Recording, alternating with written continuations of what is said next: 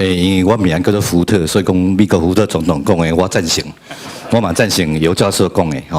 啊，另外一方面就是讲，瑞林兄、瑞林兄吼，可能内面需要较侪时间来讲啦吼。啊，其实无人问我问题，所以我简单讲2点嘛尔啦吼。第一点，我是感觉讲，民进党应该确实有人迄个朋友提到讲，民进党要咱甲迄个咱的民间。咱的民间要安怎去合作，还是讲互动？我感觉都委员来讲，迄个朋友拢提到，我感觉真正是真重要一个观念啦吼。那大家想讲2000年的时阵，民进党是安怎得到执政的？伊是因为民间的力量，大家想讲国民党一定爱来啊，实在挡袂掉啊，现在挡袂掉啊。吼，所以讲，那么啊，这甲民间的合作，还是讲迄个互动的过程，其实是真重要一个问题，是讲你咧想啥物？你咧想啥物？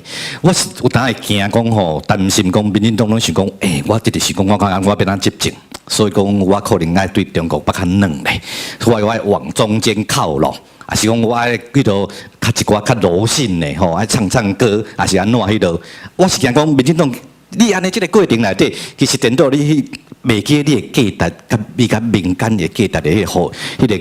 共同性啦，你若无法度甲民间的价值共同性，你绝对无可能去执政啦，执政也无效啦。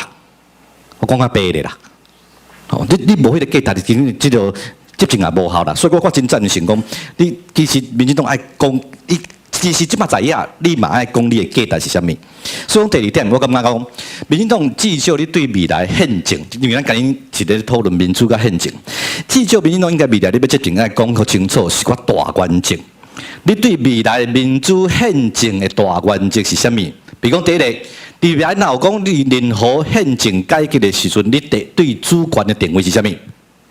你到底第二个，你到底是要总统制还是内阁制？讲个清楚，对不？因为这未来就迄落。第三个，你人权的迄个范围到底是要安怎？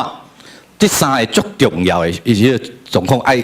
拢个原则上爱有出来嘛，爱有法度迄落，你怎么都讲迄落？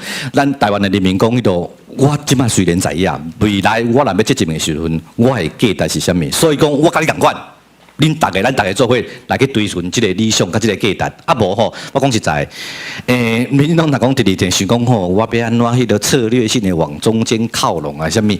中间是原则性，问题是中间是啥物？这个爱知影。若无价值，敢无迄个中间？吼，这是我个人的思考，感谢。